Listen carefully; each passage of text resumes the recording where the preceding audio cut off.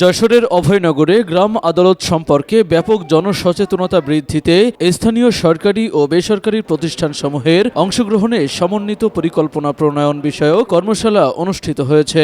উপজেলা প্রশাসনের আয়োজনে সোমবার সকাল 10টা থেকে দিনব্যাপী এই কর্মশালা উপজেলা পরিষদের সভাকক্ষে অনুষ্ঠিত হয়। অল্প সময়ে স্বল্প খরচে সঠিক বিচার পেতে চলো যাই গ্রাম আদালতে, এই স্লোগানে অনুষ্ঠিত কর্মশালায় প্রধান অতিথি হিসেবে উপস্থিত ছিলেন উপজেলা নির্বাহী কর্মকর্তা শেখ সালাউদ্দিন দীপু। সহকারী কমিশনার ভূমি আশিস কুমার বসুর সভাপতিত্বে কর্মশালায় বক্তব্য রাখেন উপজেলা মহিলা বিষয়ক কর্মকর্তা রাজকুমার পাল। নওপাড়া প্রেস ক্লাবের সভাপতি এস এম মুজিবুর রহমান গ্রাম আদালত সক্রিয়করণ তৃতীয় পর্যায় প্রকল্পের যশোর জেলা ব্যবস্থাপক অ্যাডভোকেট মহিতোষ কুমার রায় ও প্রকল্পের অভয়নগর উপজেলার সমন্বয়কারী সোনিয়া দে। কর্মশালায় বিভিন্ন সরকারি দপ্তরের কর্মকর্তা, সাংবাদিক ও এনজিও প্রতিনিধিরা অংশগ্রহণ করেন। প্রধান অতিথি উপজেলা নির্বাহী কর্মকর্তা শেখ সালাউদ্দিন দীপু তার বক্তব্যে বলেন, গ্রাম আদালত স্থানীয় পর্যায়ে বিরোধ নিষ্পত্তির একটি কার্যকর মাধ্যম। বিশেষ করে পারিবারিক ও সামাজিক বিরোধ দ্রুত এবং সহজে নিষ্পত্তি করতে গ্রাম আদালত গুরুত্বপূর্ণ ভূমিকা পালন করে আসছে।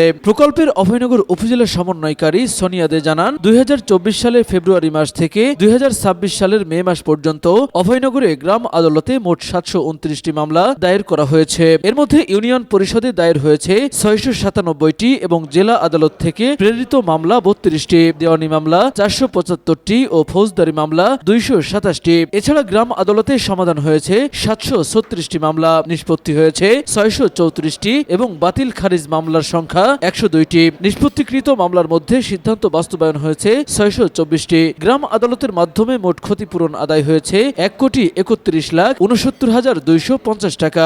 তৌহিদ হাসান ওসামা, খবর অভয়নগর। আপনি কি শিশু ও কিডনি রোগের বিশেষজ্ঞ ডাক্তার খুঁজছেন? তাহলে আর দেরি না করে আজই যোগাযোগ করুন ইউনিক ডায়াগনস্টিক অ্যান্ড কনসালটেশন সেন্টারে। এখানে নিয়মিত রোগী দেখছেন ডাক্তার মোহাম্মদ আওরঙ্গজেব, গাজী প্লাজা, সরকারি হাসপাতাল রোড, নওপাড়া, অভয়নগর, যশোর।